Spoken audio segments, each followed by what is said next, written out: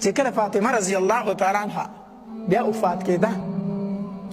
د وفات واقعه هم ډېره عجیبه ده، ډېره عجیبه واقعه ده. علي رضی الله تعالی عنه د سهار لمونځ وکړو په جومات کې، ذکر و اذکار یې وکړو. نو چې د جومات نه کور ته راغی که نه، نو ډېر عجیبه حالت یې ولیدو. فاطمه رضی الله تعالی عنها یو طرف ته کپړې راسیارې کړي، کپړې هم مینځي، جامې راټولې کړي، دا مینځي. دلته یې ځان ته میچن هم لګولې، د دانې ځان ته ایښي دي چې میچن څه کړي، اوړه جوړ کړي. دلته کې ځان ته جارو مې ایښې ده چې ځایونه زر زر را جارو کړي او پاک کړي. علي رضی الله تعالی عنه حیران شو. فاطمه نور کله خو مې چېرته داسې نه دي لیدلي، سهار ټایم دی، ټول کارونه دې په یو ځای شروع کړي دي، کپړې دې مینځلو له راغستې دي، میچن دې م لګولې، دانې وړې کوي، او دارنګې جارو دې م راغستې، کور ټول صفا کوي. خیر خدای ولې دا چل دې راغستی دی؟ فاطمه رضی الله تعالی عنها ته وفرمایلو، وی علي زما سره ټایم لږ دی، زر زر کارونه ځکه کومه، زما سره ټایم لږ دی، کارونه ځکه زر زر کومه.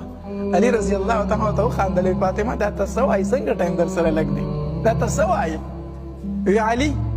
ما بیګا شپه خوب لیدلی دی، بیګا د شپې مې څه لیدلی دی؟ خوب مې لیدلی دی. زمونږ کره نبي علیه صلات وسلام راغلی په ما پسې ګرځي، کله یوې کوټې ته ځي او کله بلې کوټې ته ځي. زه ورله راشم لاسونه دې تاو کړمه، بابا ته زما نه تلی، زه دې پرېښیم، دومره موده وشوله، زه ګوره زه دې پرېښیم ته رانه تلی. زما بابا محمد مصطفی صلی الله علیه وسلم په خندا شو، ما ته وایي چې فاطمه په تا پسې راغلم، تا د ځان سره بیامه، تا د ځان سره بیامه. نو علي رضی الله تعالی عنه ته وفرمایله، وایي صرف دا خبره یې درته کړې، تا ځان سره بیام، نو دا خو خوب دی، دا خو څه دی؟ خوب دی. نو فاطمه رضی الله تعالی عنها وفرمایل، وایي نه علي بله خبره هم کړې ده که نه، بله خبره یې هم کړې ده. وایي څه یې درته وي؟ وایي ما ته وایي چې فاطمه نن خو دې روژه نیولې ده، خو پېشمنۍ دې په څه څه کړې، څه دې پکې خوړلي دي، روژه دې په څه نیولې ده؟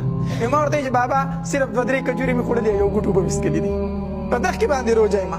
نور څه شی نه و د علي په کور کې نو، په دې مې روژه نیولې ده. نبی علیه صلات وسلام راته وفرمایلو چې پېشمنۍ دې د علي په دسترخوان کړی دی، او په روژه ماتې به دې زه په دسترخوان انتظار کوم، روژه ماتې به ما سره کوې، زه به ستا په انتظار یم، زه به ستا په انتظار یم. فاطمه رضی الله تعالی زر زر کارونه وکړلو، او په آخر کې لاړه په خپله یې ولامبل، غسل یې وکړو، غسل یې وکړو، وی لامبل، چې وی لامبل ځان ته یې کټ سم کړو، په هغې کې سم لاسته، چې په هغې کې سم لاسته. علي رضی الله تعالی ته وایي راشه علي ما ته ودرېږه، زه درته یو څو خبرې کوم، زه درته یو څو خبرې کومه. وی دا زما 3 وصیتونه دي، دا ځان سره که ښه علي. علي رضی الله تعالی ته فرمایي، وی وایه فاطمه وایه راته څه راته وایي؟ وی علي اول وصیت مې درته دا دی چې زه مړه شمه که نه، نو کوم ځای چې د نکاح خوښه یې هلته وکړه، خو چې ښځه دې نیکئ، د نیکې ښځې سره پس زما د مرګه نکاح وکړه، چې کوم ځای دې خوښه یې ځان له نکاح وکړه، خو نیکه بیبي ځان له وکړه. دویم وصیت مې درته څه دی؟ وی دویم وصیت مې درته دا دی که نه، چې کله دې دویمه ښځه وکړله که نه، نو دا یو کم 30 ورځې د خپلې ښځې سره تېروه، خو دا یو ورځ زما بچو حسن او حسین له ورکوه، 30مه ورځ دوی له ورکوه، ځکه دوی له ګورې د مور او پلار د دواړو مینه پکار ده، د دواړو مینه پکار ده. علي رضی الله تعالی چې دا خبره واورېده، د سترګو نه یې اوښکې روانې شوې، روان شو ته فاطمه بس که ما ته نورې خبرې مه کوه، بس که بس که. فاطمه رضی الله تعالی د شا غاړې د څادر نه راټینګ کړو، وی علي چې اخرې ټایم شو روان رانه شوې، چې اخرې ټایم شو ما نه دې سترګې واړولې، ما ته خو لږ ودرېږه که نه، لږ راته ودرېږه. علي رضی الله تعالی ته ودرېدو، نو په دې کې حسنین اواز وکړو. علي رضی الله تعالی ته فرمایلو، وی بابا زموږ مور چېرته ځي؟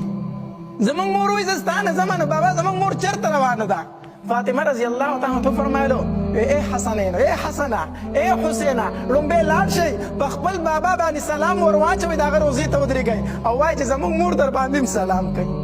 د کور رایستلو، لاړ شئ د بابا روضې له خو لاړ شئ، ته به سلام ور واچوئ، بیا راځئ.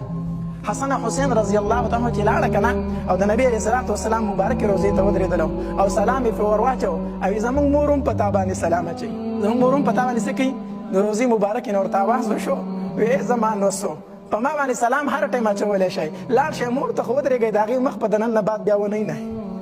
بیا به ونی نه. حسن او حسین رضی الله تعالی رامنډه کړه، واپس رالو. نو درېیمه خبره، درېیم وصیت چې فاطمه رضی الله تعالی علي رضی الله تعالی ته کوي که نه، ډېر عجیبه وصیت دی، ډېر عجیبه خبره ده. وی علي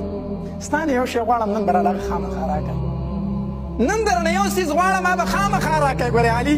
علي رضی الله تعالی ورته په ژړا شو، وی فاطمه دومره ژوند دې ما سره ویسته، خو د ننه پورې ما نه څه شی نه دی غوښتی، نن رانه څنګه څه شی غواړې؟ وی علي زما خوله زما بابا بنده کړې وه، زما خوله چا بنده کړې وه وایي زه چې ستا کور ته راوستم که نه وایي ما ته زما مابا وي چې ګورې د علي په کور کې هېڅ شی نشته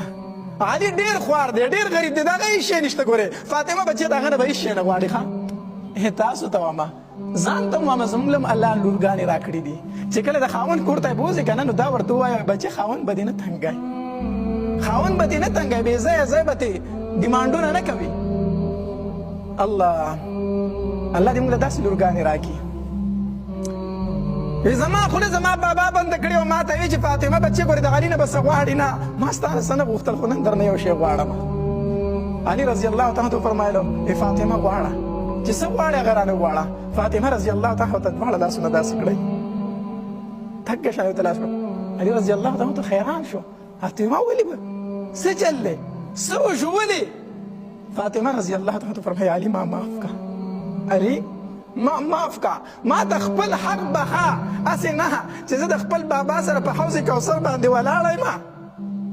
او ته را روانې د هغې ځای نه او زما بابا ته اشاره وکړي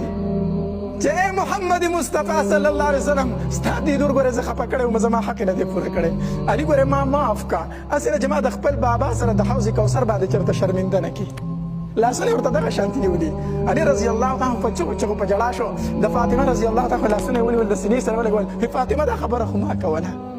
دا خبره خو ما کوله ته د چا لورې ته د دواړو جهانو د سردار لورې زما په کور کې تا چېرته په مړه ګېډه ډوډۍ نه ده خوړلې ما خو وی چې د محشر میدان شي ته به زما په سر باندې نبي علیه الصلاة والسلام ته شکایت کوې چې زما بابا داسې سړي ته دې ورکړی وم چې د هغه په کور کې ما چېرته په مړه ګېډه ډوډۍ نه وخوړلې ما وی چې فاطمه زه به درنه معافي غواړم چې ګوره ما معاف کړه دا خبره خو ما کوله نو فاطمه ته یې ماته کوي الله بیبیانو ته بابا د الله دپاره د خاوندانو څه وکئ احترام وکئ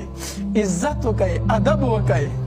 فاطمه رضی الله تعالی ته بیبي د هغې سره غم دی هسې نه چې په ما باندې د خاوند څه پاتې شي حق پاتې شي